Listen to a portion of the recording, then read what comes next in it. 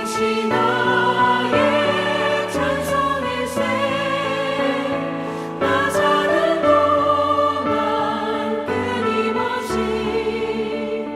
구주를 찬송하리로다. 온전히 주께 맡긴 내 영, 사랑의 음성을 듣는 중에 천사들 왕래하는 것과 하늘의 영광 보리로다. 이것이 나의 간증이요, 이것이 나의 찬송일세. 나 사는 동안 끊임없이 구주를 찬송하리로다.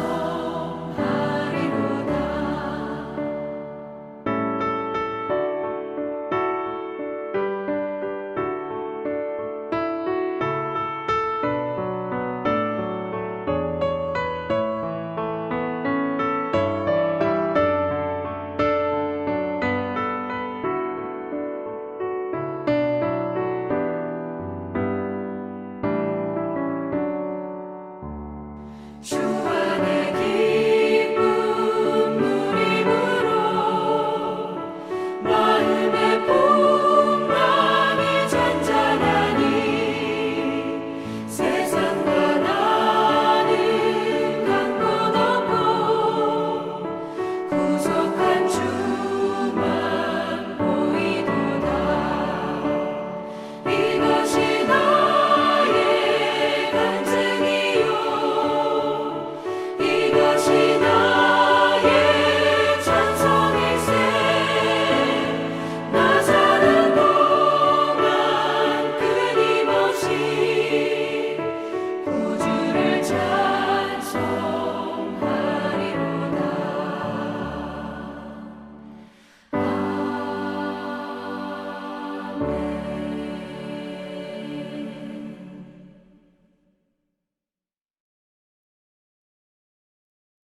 사도신경으로 우리의 신앙을 같이 고백하겠습니다. 나는 전능하신 아버지 하나님, 천지의 창조주를 믿습니다. 나는 그의 유일하신 아들, 우리 주 예수 그리스도를 믿습니다.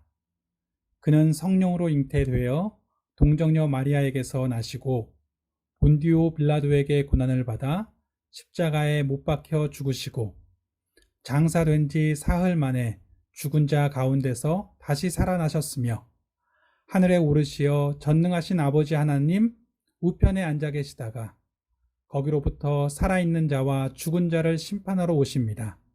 나는 성령을 믿으며 거룩한 공교회와 성도의 교제와 죄를 용서받는 것과 몸의 부활과 영생을 믿습니다. 아멘.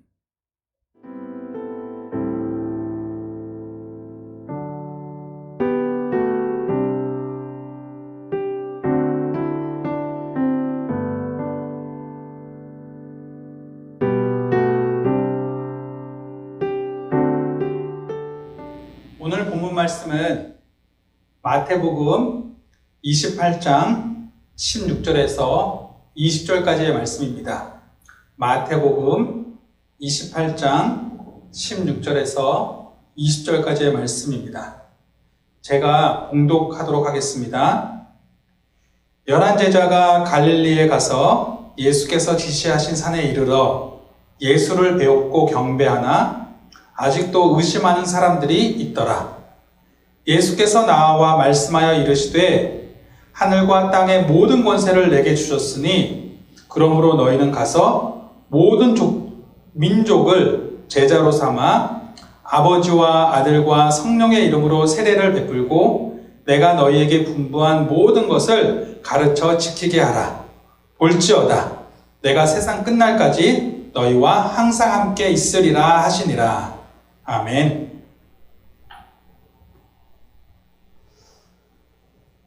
사람의 인생에서 가장 중요한 말이 있다면 아마도 유언이 아닐까라고도 생각해 봅니다. 한평생을 살고 나서 마지막 순간에 이르러서 그 삶을 정리하면서 남기게 되는 말을 유언이라고 이야기합니다. 어쩌면 한평생을 살아가면서 아쉬웠던 점에 대한 이야기일 수도 있겠고, 한평생을 살아가면서 깨달았던 이야기일 수도 있겠고, 어떤 것이든지 간에 그 남은 사람들에게 그가 꼭 전달하고 싶은 한마디의 이야기를 유언으로 남기게 됩니다. 우리가 잘 알고 있는 애플이라고 하는 그 IT 기업이 있지 않습니까? 우리가 쓰는 아이폰이라고 한다든지, 이제 맥 컴퓨터라고 한다든지, 아이패드라든지 그런 스마트 기기들을 개발한 그 회사의 창립자였던 스티브 잡스는 그가 죽을 때 그의 유언을 길게 남겼는데, 그 유언의 핵심적인 부분들이 이런 내용입니다. 그가 사실은 얼마나 많은 부를 이루었습니까? 우리가 생각하는 부의 기준을 넘어선 부죠. 어마어마한 부자였죠. 그런데 그가 죽을 때 이르러서 하는 이야기가, 내가 이제 죽음의 순간에 서니 내가 가져갈 수 없는 것이 있는데 그것은 바로 내가 이루어 놓은 부이다. 나는 그동안 많은 부를 쌓았지만 결국 어느 수준을 넘어서서는 그런 부가 아무 의미가 없었더라 라는 이야기를 합니다. 그러면서 내가 이제 가지고 갈 수 있는 것이 있다는 것을 알게 되었는데, 그것은 사랑하는 가족과의 기억, 친구들과의 기억, 사랑하는 사람들과의 추억, 그것들이더라. 하나님은 우리에게 사랑을 주셨다라는 이야기를 남기면서 이제 그의 유언을 마쳤습니다. 아마 그것이 그 사람이 깨달았던 거였나 봐요. 그 한평생을 마치면서 결국은 하나님이 우리에게 사랑할 수 있게 하셨고, 그 사랑을 나누고 살아갔던 삶의 모습들이 결국은 우리 삶을 마칠 때에 내게 유일하게 기억되는 것이며, 그것을 나의 죽음의 순간에도 가지고 갈 수 있는 것이다 라고 여겼던 것 같습니다. 우리는 그리스도인으로서 예수님의 말씀들에 귀를 기울입니다. 마태복음, 마가복음, 누가복음을 보면, 요한복음을 보면 예수님께서 이 땅 가운데 육신으로 함께 계실 때에 그가 남기셨던 여러 말씀들이 기록되어 있는 것을 볼 수 있습니다. 그런데 그 많은 말씀들 가운데 특별히 우리가 가장 귀를 기울이게 되는 말씀이 있다면 어떤 것이 있을까요? 물론 다 어떤 말씀이든지 간에 너무나 중요하고 우리가 다 귀를 기울이고 있지만, 특별히 우리가 그 중요성을 놓칠 수 없는 말씀이 있다면 그것은 아마도 예수님께서 마지막으로 남기신 말씀이 아닌가 생각해 봅니다. 그것은 마치 유언과도 같은 것이었죠. 세상을 떠나시면서 그의 제자들에게 마지막으로 남기셨던 말씀. 그 말씀을 마태에는 이렇게 기록합니다. 오늘 우리가 읽은 본문 말씀에서 본 것처럼 예수님이 말씀하시죠. 하늘과 땅의 모든 권세를 내게 주셨으니 그러므로 너희는 가서 모든 민족을 제자로 삼아 아버지와 아들과 성령의 이름으로 세례를 베풀고 내가 너희에게 분부한 모든 것을 가르쳐 지키게 하라. 볼지어다 내가 세상 끝날까지 너희와 항상 함께 있으리라. 자, 이 말씀을 읽어보면 예수님께서 그 제자들에게 마지막으로 하신 말씀의 내용이 나타납니다. 그 내용이 긴 내용 같지만 핵심적으로 보면 무엇입니까? 예수님이 하나님으로부터 권세를 받았고 그러므로 너희에게 마지막으로 명하노니 너희는 가서 모든 민족을 제자로 삼아라. 제자로 삼는 것은 가서 세례를 베푸는 것이기도 하고 예수님께서 가르친 모든 것들을 그들에게도 가르쳐서 지키게 하는 것, 이것이 제자를 삼는 것입니다. 자, 그런가 하면 누가복음도 볼 수 있겠죠. 누가복음에는 예수님께서 제자들에게 마지막으로 남기신 이야기에 대해서 누가가 이렇게 기록합니다. 이같이 그리스도가 고난을 받고 제3일에 죽은 자 가운데서 살아날 것과 또 그의 이름으로 죄사함을 받게 하는 회개가 예루살렘에서 시작하여 모든 족속에서 전파될 것이 기록되었으니 너희는 이 모든 일의 증인이라. 볼지어다 내가 내 아버지께서 약속하신 것을 너희에게 보내리니 너희는 위로부터 능력으로 입혀질 때까지 이 성에 머물라. 자, 예수님이 누가복음에서 하신 말씀을 보면 그 말씀의 핵심은 또 이렇게 정리할 수 있습니다. 예수님께서 하셨던 모든 일들을 제자들이 보았다라는 것입니다. 그러면서 말씀하시는 것이 너희는 이 모든 일의 증인이다. 즉 예수님께서 마지막으로 제자들에게 하신 말씀은 마태는 제자를 삼으라 라는 말씀이셨고 누가에 의하면 증인의 삶을 살아라 라는 말씀이었어요. 서로 다른 말씀 같지만 사실은 하나의 말씀과도 마찬가지입니다. 예수님이 하셨던 모든 말씀을 가지고 나아가서 다른 사람들에게 그 말씀을 가르쳐 지키게 하는 그것이 제자 삼는 일이요, 그것은 또 동일하게 예수님이 하셨던 모든 일들과 모든 말씀들에 대하여 증인의 역할을 감당하는 것입니다. 즉 제자를 삼고 증인으로 살아가는 사명을 그리스도인들에게 남겨주신 것입니다. 즉 그리스도인들이 가지고 있는 것들 중에 하나는 사명이에요. 우리에겐 사명이 있습니다. 그 사명은 나아가서 많은 사람들을 그리스도의 제자로 삼고 나아가서 그리스도의 증인으로서의 역할을 감당하는 것입니다. 자, 그렇기 때문에 많은 그리스도인들은 어떻게 하면 이 사명을 감당할 수 있을까 고민해 왔습니다. 그래서 우리가 아는 제자 훈련이라는 것들도 그러한 고민의 표현일 것입니다.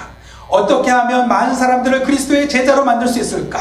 내가 먼저 그리스도의 제자가 되어서 그리스도의 제자를 삼는 역할을 감당해야 되고, 누군가가 그리스도를 믿게 되었을 때에 그 역시도 그리스도의 제자가 되게 하기 위해서 어떻게 하면 제자가 되게 할 수 있을까? 제자가 되기 위해서 적절한 어떤 훈련의 과정들을 만들어낸 것입니다.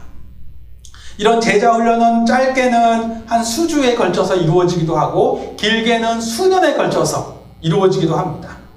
제자 훈련을 전문으로 하는 어떤 연구단체도 있고, 제자 훈련을 그 교회의 가장 핵심적인 어떤 양육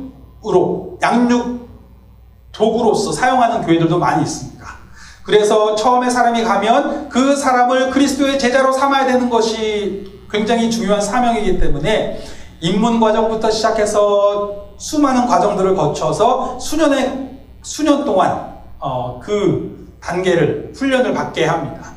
그런가 하면 예수님이 증인이 되라고 말씀하셨기 때문에 증인이 된다는 것은 어디로 나아가서든지 간에 그리스도를 증거하고 그리스도의 말씀을 전하고, 즉 전도하고, 또 그들에게 그들을 그리스도께 돌아오게 하는 역할을 감당해야 하기 때문에 전도와 선교에 대한 관심이 늘 교회 안에 있어 왔습니다. 마찬가지로 전도 훈련이 있어 왔고요, 마찬가지로 선교 훈련이 계속 있어 왔습니다.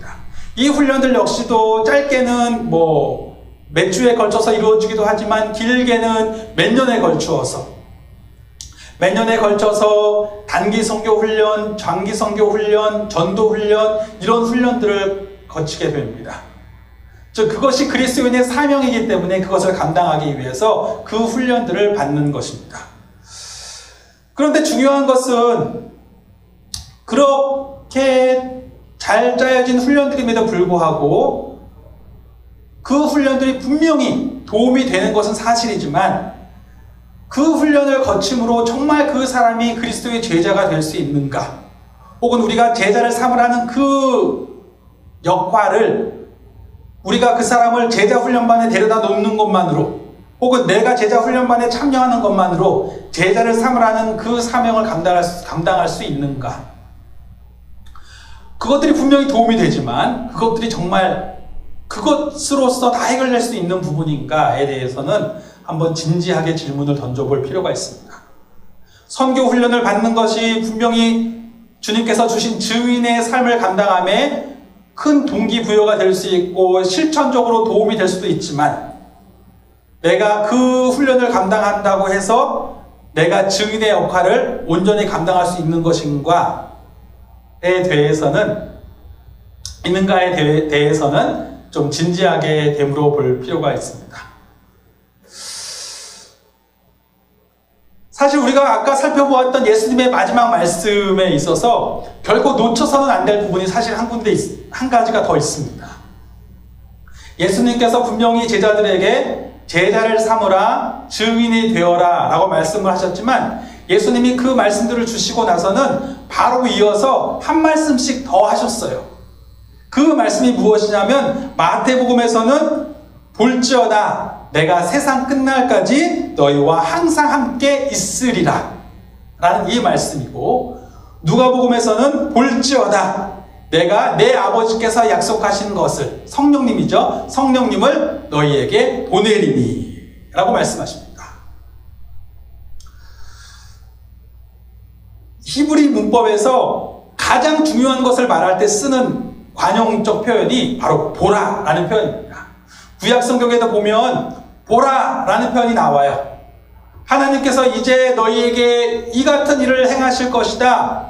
보라, 하나님의 손이 너희와 함께하기 때문이다. 너희는 두려워하지 말라, 떨지 말라, 겁내지 말라. 보라, 하나님이 너와 함께하고 계신다. 하나님이 너와 그 일 가운데 함께 나아가고 계신다. 보라, 하나님께서 이러한 표적들을 보여주신다. 즉, 이 보라라는 표현은 앞에서 하나님께서 어떤 명령을 내리셨을 때에 그 명령을 그가 이룰 수 있는 이유에 대해서, 동기에 대해서, 근거에 대해서 하나님이 제시하실 때에, 즉 그것을 이룰 수 있는 중요한 이유에 대해서 말씀하실 때에 자주 사용되는 관용적 표현입니다. 굉장히 중요한 표현이죠. 즉 지금도 마찬가지입니다. 볼지어다, 자, 그 앞에 제자를 삼으라고 말씀하실 때에 그 제자 삼는 삶을 어떻게 감당할 것인가? 제자들이, 그 당시에 예수님의 제자들이 제자훈련반에 참석한 거 아니었잖아요. 그 사람들이 3년 동안 제자훈련반을 이제부터 받아라, 그래서 3년 동안 제자훈련반 받았던 거 아니거든요. 그 사람들이 지금부터 3년 동안 선교훈련을 받아라, 그래서 선교훈련을 받았던 것도 아니거든요. 그런데 예수님은 이제 그들이 그러한 삶을 살게 될 것이라고 이야기를 하셨습니다. 아니, 어떻게 그러한 삶을 살게 될 수 있는 거지? 그 이유는 이것입니다. 볼지어다 내가 너희와 세상 끝날까지 함께 할 것이다. 무슨 말씀이냐면 저기 미래에 주님이 함께 할 것이다 라는 말씀이 아니에요. 주님이 이제부터 너희와 계속 함께하고 계시기 때문이다 라는 말씀입니다. 그런 의미에서 이 말씀은 유언이 아닌 거예요. 그렇죠? 예수님이 지상에서 마지막으로 하신 말씀인 것은 맞지만 예수님은 이렇게 말씀하시는 겁니다. 내가 너희를 떠나서 저 멀리 어딘가로 가서 너희들이 닿지 못하는 곳에서 있는 것이 아니라, 나는 육신으로는 지금 너희를 떠나는 것 같지만 나는 지금 너희와 계속해서 함께하고 있는 것이다. 너희가 어디를 가든지 언제든지 내가 너희와 함께하고 있기 때문에 너희는 제자 삼는 삶을 살아가게 될 것이다. 왜냐하면 너희가 나와 함께하고 있기 때문에, 너희가 나의 제자로서 계속 함께하고 있기 때문에 너희의 삶에선 여전히 제자의 삶, 제자를 삼는 삶이 자연스럽게 나타나게 될 것이다 라고 말씀하시는 것입니다. 너희는 이 일의 증인이 될 것이다. 볼지어다 내가 내 아버지께서 약속하신 성령을 너희에게 보낼 것이다. 너희는 증인의 삶을 살 것이다. 왜냐하면 내가 너희를 떠나는 것이 아니라 다른 보혜사 성령께서 오셔서 성령께서 너희와 함께하고 계시기 때문이다. 성령 안에서 내가 너희와 계속 함께하고 있기 때문이다. 그렇기 때문에 너희와 함께하고 있기 때문에, 예수님이 지금 너희와 함께하고 있기 때문에 너희는 자연스럽게 그의 증인이 될 것이다 라고 말씀하시는 것입니다. 즉 선후 관계가 분명한 거예요. 제자를 삼는 것, 증인의 삶을 감당하는 것은 그들이 바로 예수님의 생명 안에 지금 거하고 있기 때문인 것입니다. 예수님이 그들과 함께하고 있기 때문에 그 삶이 가능할 것이라고 예수님은 분명하게 말씀을 해 주신 것입니다. 즉 우리도 마찬가지죠. 우리도 여전히 그리스도인으로서 이 사명을 가지고 살아가는 것이거든요. 우리도 여전히 제자 삼는 삶, 혹은 내가 그리스도의 제자가 되어가는 삶, 이 삶을 감당해야 하는 것이요, 우리도 여전히 증인의 삶을 감당하도록 부름을 받았습니다. 그렇다면 우리가 이 사명을 어떻게 감당할 수 있는가에 대해서 그 원리를 분명하게 붙잡고 있어야 됩니다. 그 원리의 핵심은 그것입니다. 지금 그리스도께서 나와 함께하고 계시기 때문에, 지금 그리스도께서 사셔서 사신 인격적 실체로서 나와 함께하고 계시기 때문에 나는 그의 증인이 될 수밖에 없고, 나는 그의 제자가 될 수밖에 없고, 나는 그의 제자로서 또 제자를 삼는 삶을 살아갈 수밖에 없다는 것입니다. 요한복음 15장에 보면 포도나무 비유가 나옵니다. 잘 아시는 비유죠. 그 비유에 보면 이런 말씀이 나오죠.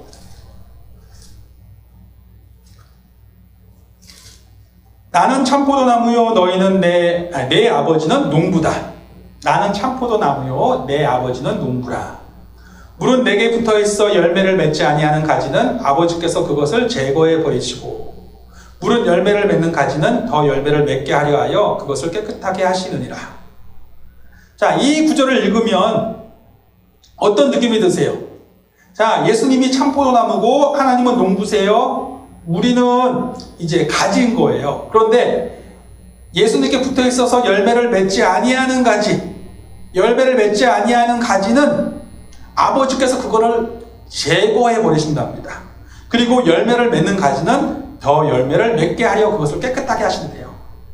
어떤 느낌이 드세요? 아, 그렇구나. 내가 예수님께 붙어 있지만 열매를 맺지 못하면 나는 제거당하겠구나. 나는 예수님으로부터 잘리워서 버림받겠구나. 이런 느낌이 드는 거죠. 그리고 열매를 맺으면 아버지께서 나를 더 사랑스럽게 여기시겠구나. 이렇게 생각을 하는 거예요. 즉, 핵심은 어떻게 여겨지는 거예요? 열매를 맺어야만 그리스도의 생명이구나. 열매를 맺어야만 그리스도 안에 거하는 사람이구나. 이러한 느낌이 드는 거죠. 그런데 사실 그렇게 말한다면 얼마나 무서운 이야기입니까? 열매를 충분히 맺고 살아가고 계십니까? 정말 그리스도의 제자가 되고 계세요? 날마다 증인의 삶을 살고 계십니까? 충분히 내가 그리스도의 제자가 될 만큼 주님께서 나를 사랑하시는 제자로 칭찬받을 만큼 열매를 참 많이 맺었구나 칭찬받을 만큼 열매를 맺고 계십니까? 굉장히 무서운 이야기예요. 그런데 사실 우리는 이 본문을 이해할 때에 번역상의 문제를 제기할 필요가 있습니다. 무슨 말이냐면 2절에 내 아버지께서 그것을 제거해 버리신다 라고 할 때 이 제거하다라는 이 헬라어가 아이로라고 하는 이 헬라어가 있는데 이 헬라어가 원래 원어적으로 첫 번째 의미는 들어 올린다라는 뜻이에요. 여기에 무언가가 있을 때 이것을 볼펜이 있다면 볼펜을 들어 올리는 거죠. 들어 올리는 것을 이야기하는데 들어 올릴 때 어떤 일이 일어나요? 이것이 땅에 붙어 있었는데 들어 올리니까 땅에서 제거됐죠. 그래서 첫 번째 의미는 들어 올리는 것이고 두 번째 의미는 제거되는 것입니다. 다른 데서 성경에서 예수님이 말씀하실 때에 이 병자에게 너가 앉은 자리에서 너의 매트를 들고 방석을 들고 일어나라 라고 말씀하실 때 그때 들어서 일어나라고 말씀하실 때 그 든다라고 하는 이 헬라어가 똑같은 단어입니다. 들어 올린 거예요.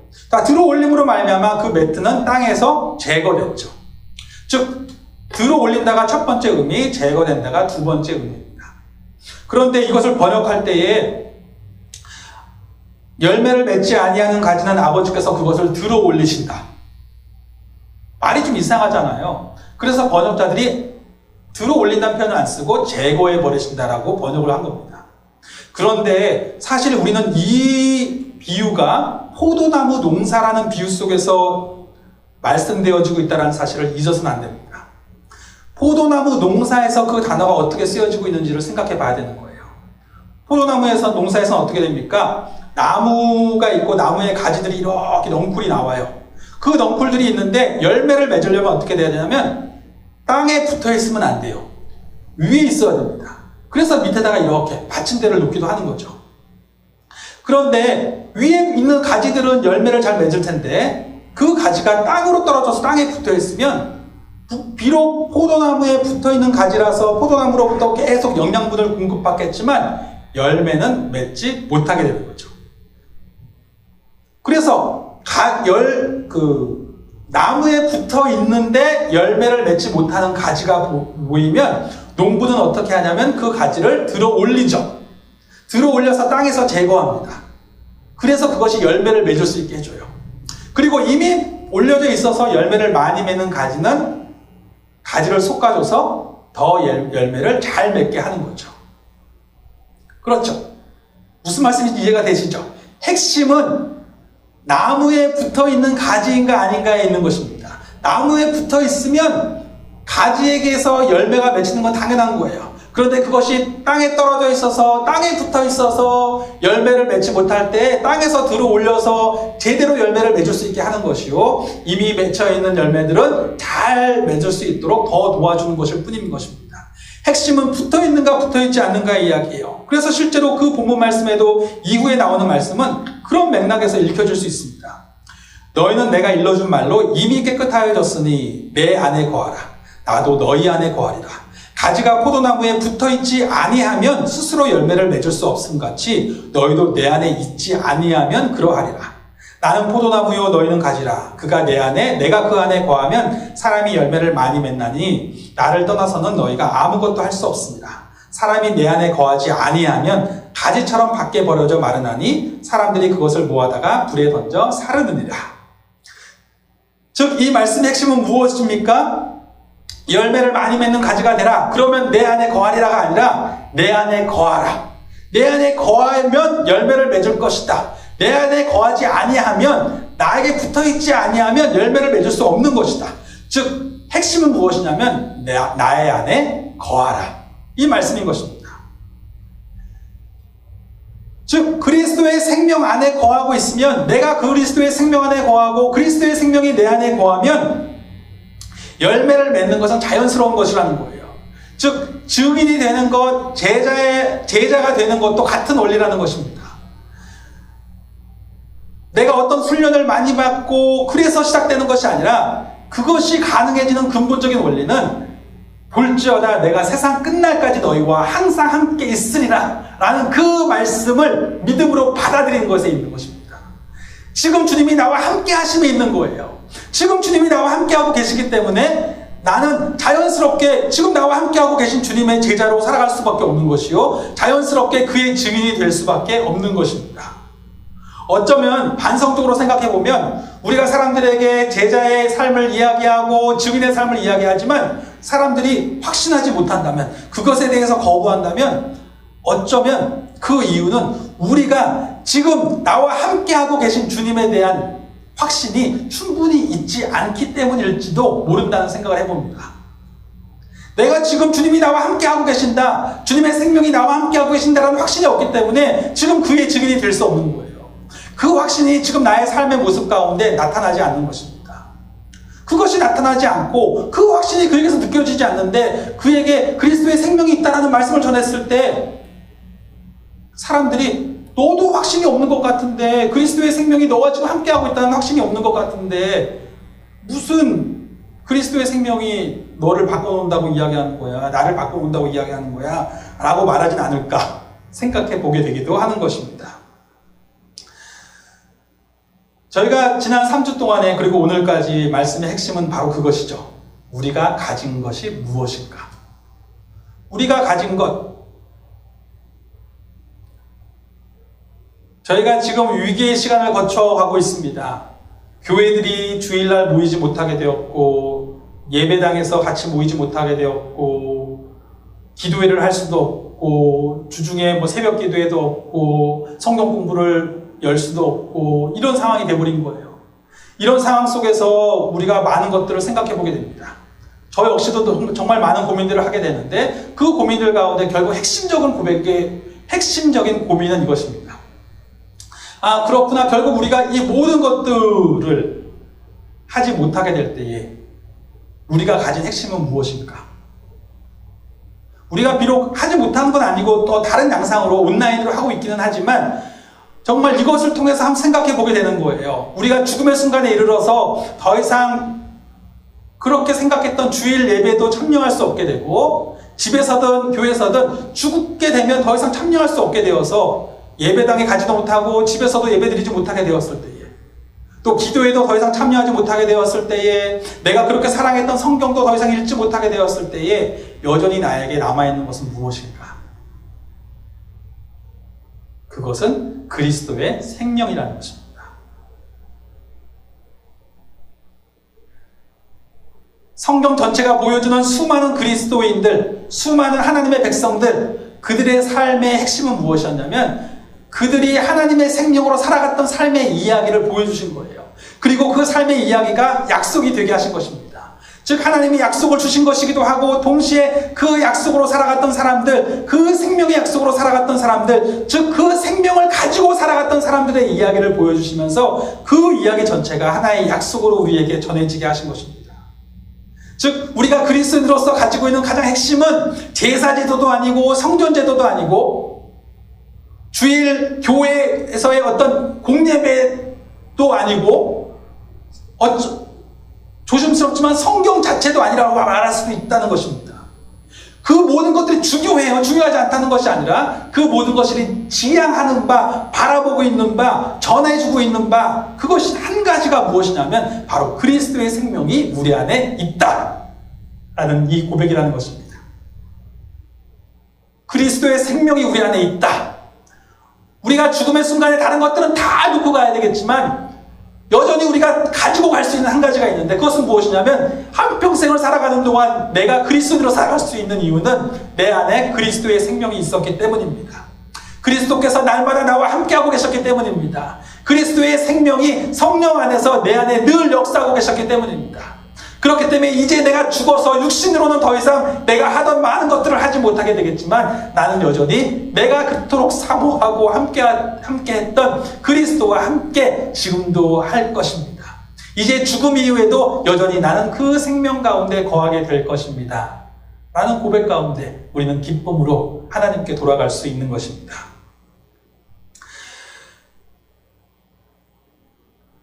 그러므로 우리가 그리스도인으로서 날마다 기억해야 될 것은 내가 주님의 생명 안에 거하고 있다는 이 사실을 제대로 이해하고 있는가? 온전히 기억하고 있는가? 온전히 의식하고 있는가? 온전히 확신하고 있는가? 이 질문일 것입니다. 예수님께서 분명히 말씀하셨습니다. 볼지어다 내가 세상 끝날까지 너희와 항상 함께 있다. 그것이 언제이든 그것이 어디서든 내가 지금 너와 함께 있다. 내가 너 안에 거하고 있고 너가 내 안에 있고 바로 너와 함께 하고 있다는 그것입니다. 우리가 이미 수없이 나누었던 갈라디아서 2장 20절의 말씀처럼 내가 그리스도와 함께 십자가에 못 박혔나니 그런즉 이제는 내가 사는 것이 아니요 오직 내 안에 그리스도께서 사시는 것이라. 이제 내가 육체 가운데 사는 것은 나를 사랑하사 나를 위하여 자기 자신을 버리신 하나님의 아들을 믿는 그 믿음 안에서 사는 것이다. 즉 이제 내가 갖고 있는 믿음이 있는데 내가 그리스도인으로서 가지고 있는 이 믿음이 있는데 그 믿음은 무엇이냐면 나는 내가 사는 것이 아니라 그리스도께서 사시는 것이다. 내 안에 그리스도의 생명이 있습니다라는 고백이에요. 그리스도께서 생명으로 내 안에 지금 살아가고 계신다, 사시고 계신다라는 그 고백입니다. 우리가 여기 적혀있는 것처럼 생명이 생명으로라고 말하는 것은 더 이상 내가 사는 것이 아니요 그리스도께서 사시는 것이다. Not I, but Christ. 영어로 써놨는데 결국 이 말이에요. 내가 아니고 그리스도입니다. 내가 아닙니다. 내가 아침에 일어나서 거울을 볼 때에든 내가 밥을 먹을 때에든 혹은 삶의 문제를 만나서 낙심이 될 때에든 하나님께 기도하고 싶지만 두려워서 나의 연약한 모습 때문에 실망할 때에든지 간에 날마다 반복되는 습관들 때문에 낙심할 때에든지 간에 어떠한 일을 만나든지 간에 내가 고백하게 되는 것은 이것입니다. 내가 아니라 그리스도께서 사시는 것입니다. 하나님 아버지, 내가 이 시간 아버지께 기도할 수 있는 것은 내가 아니라 그리스도께서 내 안에 사시기 때문입니다. 내가 오늘도 이 삶 가운데 담대하게 살아갈 수 있는 것은 내가 아니라 그리스도께서 사시는 것이기 때문입니다. 그리스도께서 지금 나와 함께하고 계시고 내 안에 그리스도께서 그 생명으로 지금 계시고 내가 그리스도 안에 거하고 있기 때문입니다.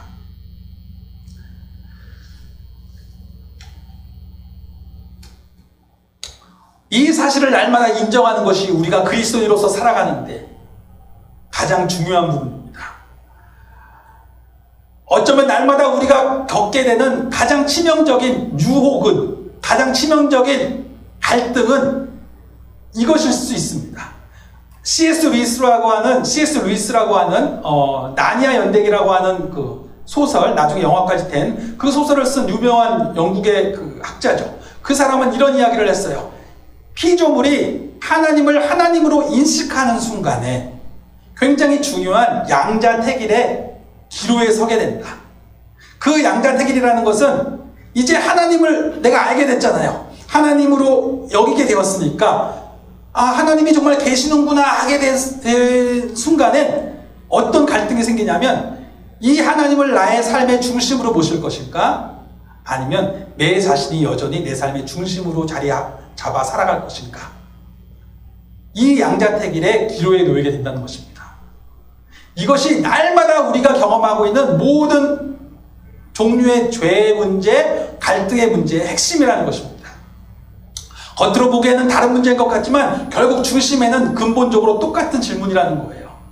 나는 그리스도를 내 삶의 중심에 모실 것인가? 아니면 내가 내 삶의 중심에서 여전히 살아갈 것인가? 어쩌면 아침에 일어나서 눈을 뜰 때에 하나님 앞에 기도합니다. 하나님, 나에게 이런 좋은 삶을 주셔서 감사합니다. 주님만이 나의 삶의 중심이시오. 주님만이 나의 삶의 주인이시오니 오늘도 저의 삶을 주님께 맡깁니다. 그리고 나서는 가서 화장실에 갔다가 세면을 하고 면도를 하고 혹은 화장을 합니다. 그런데 그러다 보면 어느 순간 그 하루는 나의 것이 되어버리기 시작합니다. 이것은 나의 삶이 되어져 버리기 시작합니다. 나의 시간이요, 나의 물질이요. 그렇게 살아가게 되는 것입니다.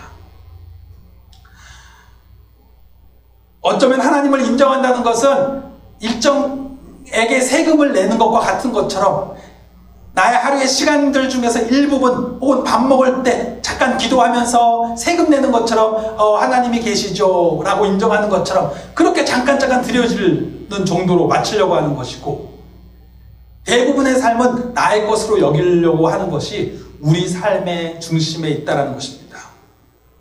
그래서 C.S. 루이스는 이런 표현을 써요. 우리가 우리 자신을 이야기할 때 우리는 단순히 개선될 필요가 있는 불완전한 피조물이 아니다. 개선될 필요가 있는 불완전한 피조물 정도가 아니고 우리는 손에 들고 있는 무기를 내려놓아야 할 반역자들이다 라는 표현까지 씁니다. 즉 우리는 하나님을 우리 삶의 중심에 모시고 싶어 하지 아니하는, 분명히 생명으로 지금 오셨는데 오신 분을 인정하고 싶어 하지 아니하는 반역자의 삶을 살고 있다는 거예요. 2000년 전에 팔레스타인에서는 육신의 몸으로 오신 예수님을 인정하지 않으려고 하는 사람들이 있었다면 지금 우리는 우리 삶 가운데 성령으로 생명으로 오신 예수님을 인정하지 않으려고 하는 반역자들의 모습이 있을 수 있다는 것입니다. 저희가 이번 설교 시리즈 전에 역대기를 살펴보았었는데 역대기에서 겸비함이라고 하는 주제를 살펴보았었습니다. 역대기에서 겸비함이라고 하는 표현은 되게 자주 나옵니다. 나의 백성이 다 겸비하여 내게 기도하면 내가 그들의 기도를 듣겠다라는 말씀이 있어요. 그때 그 겸비함이라고 하는 히브리어가 보통 다른 데서는 겸비하다라고 할 때 아나라는 히브리어를 쓰는데 역대 기자는 카나라는 히브리어를 쓴다고 말씀드렸었습니다. 이 카나라는 히브리어는 다른 성경에서는 다른 의미로 쓰이는 단어입니다. 무슨 의미냐면 정복당했다라는 의미예요. 즉 정복당했다예요. 즉 하나님 앞에 겸비함으로 나아간다는 것은 하나님 난 좀 부족해요. 저보다 저 사람이 잘할 것 같아요. 저는 아직 좀 훈련이 부족해서, 저는 아직 자격이 좀 부족해서, 이 정도의 수준이 아니라는 거예요. 내가 하나님 앞에 나아갈 때 겸비하다고 하는 것은 하나님, 나는 이제 죽은 사람입니다. 죽은 목숨입니다. 내 것은 이제 다 하나님 것입니다. 내 생명은 다 하나님의 것입니다. 하나님이 내 생명의 주인이십니다. 주님이 나를 살리시면 사는 것이요, 주님이 나를 죽이시면 나는 죽을 뿐입니다. 나는 이제 주님이 나의 생명을 주장해 주시는 대로만 살 뿐입니다. 나의 생명은 내 것이 아니라 주님의 것입니다 라고 완전히 항복하고 나아가는 정복당한 사람의 모습과 같다는 것입니다. 그것이 오늘 우리가 읽은 본문 말씀의 내용, 우리가 지금까지 이야기한 내용과 같은 맥락이에요. 그리스도인에게 있어서 가장 중요한 것은 무엇이냐면 지금 나와 함께하고 계신 그 주님을 내가 온전히 나의 삶의 주인으로 인정하는 것입니다. 그것이 겸비함이고 그것이 그리스도인의 삶의 가장 핵심이라고 말씀드릴 수 있는 것입니다.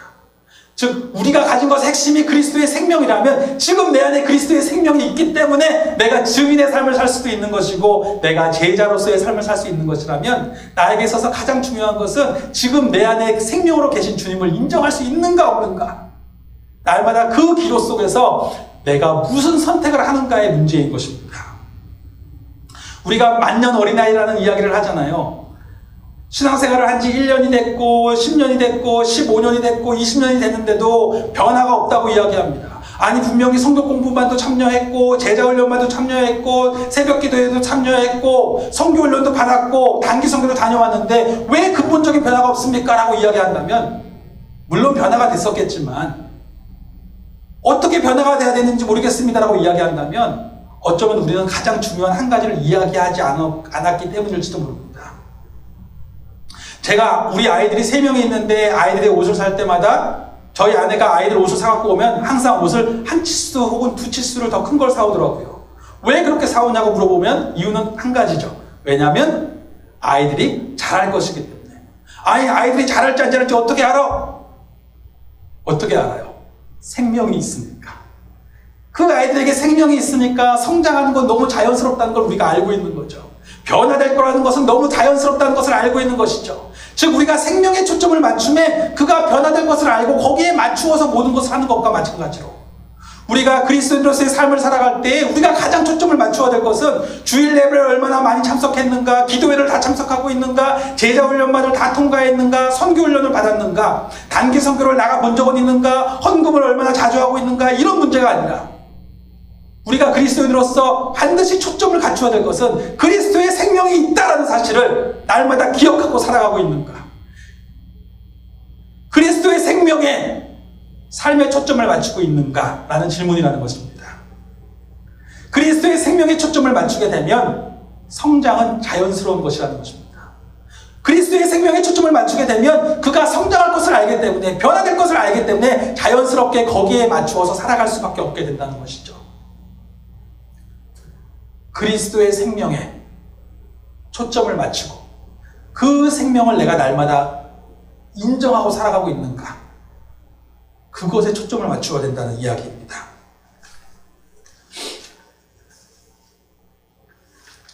날마다 그러므로 우리에게 있어야 될 고백이 무엇입니까? 날마다 우리가 스스로를 바라볼 때마다 결코 놓쳐서는 안 될 고백이 무엇이겠습니까? 그것은 내 안에 그리스도의 생명이 계신다. 이 고백입니다. 내 안에 그리스도께서 사신다.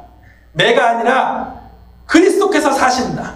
지금 보이는 내가 아니라 내 안에 그리스도께서 계신다. 우리가 흔히 그리스도인들은 믿음으로 산다고 이야기합니다. 그래서 믿음을 선택하라고 이야기해요. 믿음이 무엇입니까? 믿음이 그리스도인에게 있어서 가장 중요한 것이라고 이야기할 때 그 믿음은 무엇입니까? 그리스도인의 믿음의 핵심은 우리에게 그리스도의 생명이 주어졌음을 받아들이는 것입니다. 지금 하나님이 약속하신 대로 예수 그리스도를 주로 고백했을 때에 하나님께서 약속하신 대로 그리스도의 생명이 나의 것이 되게 하셨음을, 나의 생명이 온전히 그리스도의 것이 되게 하셨음을, 그것을 하나님이 우리 안에 이루셨음을 받아들이는 것이 그리스도인의 믿음의 핵심입니다. 그렇다면 날마다 우리가 믿음을 택한다라고 이야기하는 것은 날마다 우리가 그리스도 안에 거하고 있다는 사실을 받아들이는 것이에요. 그것을 기억하는 것입니다. 그것을 선포하는 것입니다. 흔히 우리가 말이 중요하다고 이야기하잖아요. 실제로 학자들이 이야기하기를 언어를 담당하는 중추신경이 다른 모든 신경을 지배한다고 이야기합니다. 그래서 말이 중요하다고 이야기해요. 성경이 이미 그런 이야기를 하고 있죠. 언어가, 말이 중요해요. 믿음으로 선포하라고 이야기합니다. 믿음으로 선포할 때에 그 믿음이 우리 삶을 그렇게 살아갈 수 있도록 만든다는 것입니다. 히브리서 11장에 보면 믿음은 바라는 것들의 실상이라고 이야기합니다.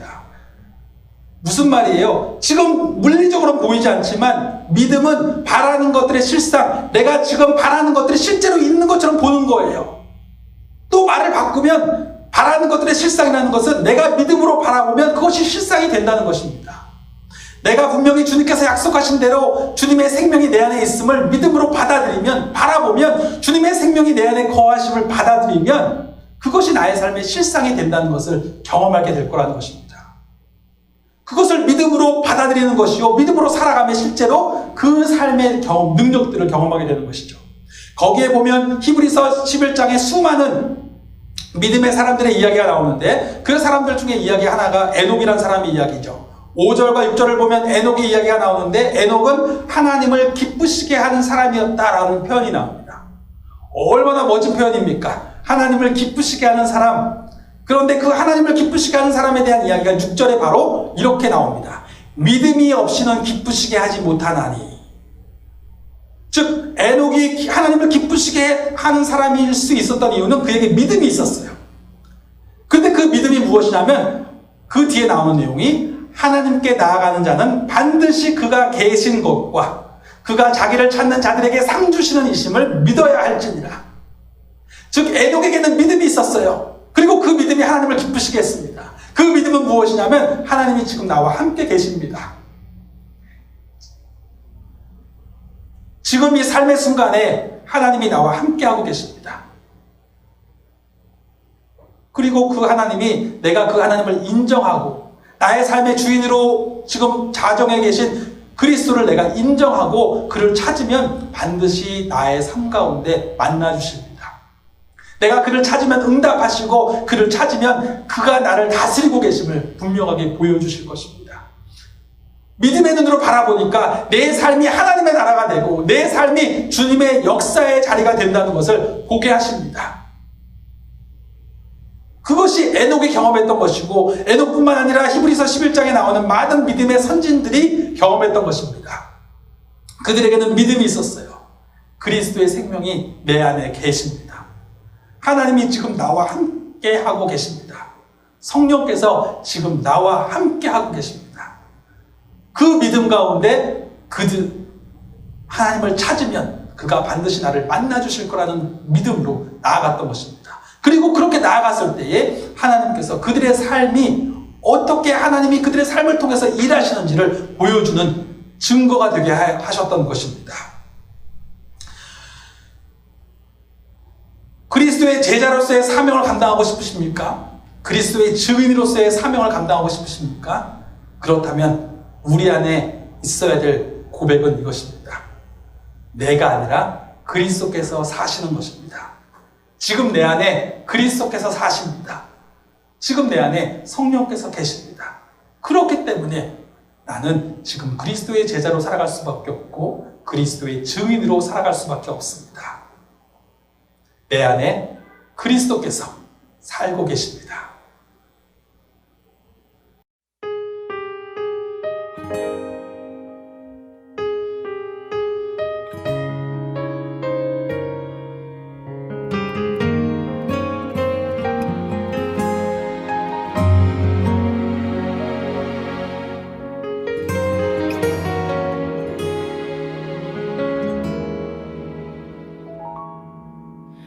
주님, 제 마음이 너무 둔해서 주님을 볼 수 없습니다.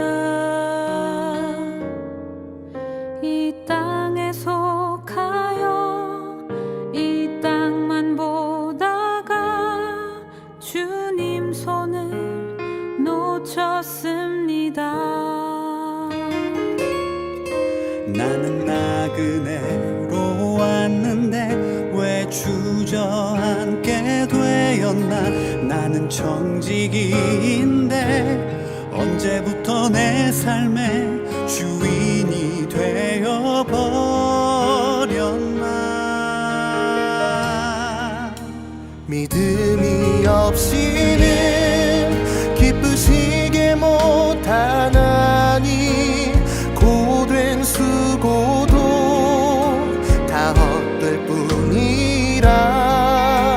믿음이 없어서 무너진 삶의 모든 자리에 다시 주님을 기다립니다.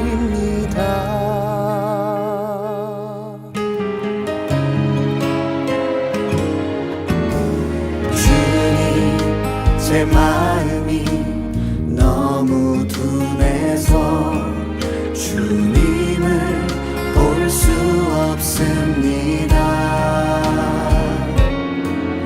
이 땅에 속하여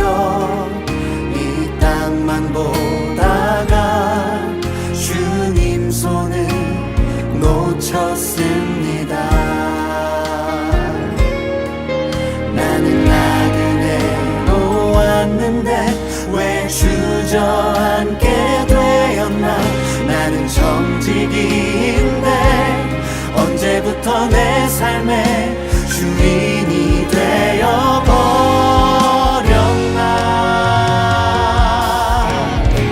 믿음이 없이는 기쁘시게 못하나니 고된 수고도 다 헛될 뿐이라.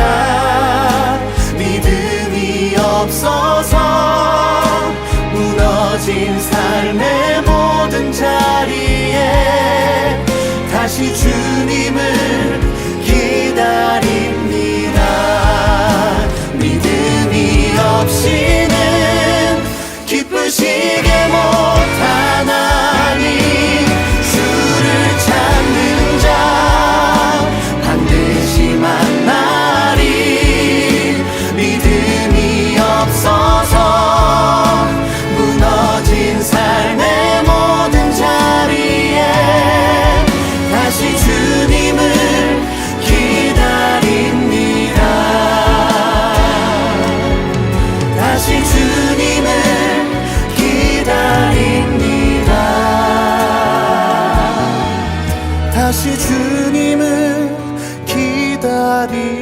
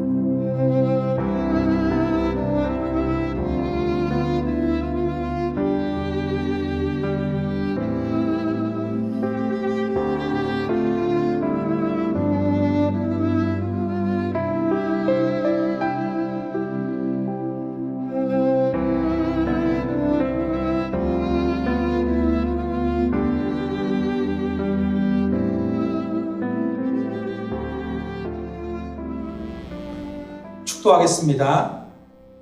지금은 우리를 죄악 가운데서 구원해 주신 우리 주 예수 그리스도의 은혜와 우리를 향한 그 언약의 끝까지 신실하신 하나님 아버지의 사랑과 우리 안에 오셔서 생명으로 함께하고 계시는 성령님과의 사귐이 지금부터 영원까지 함께 계실지어다.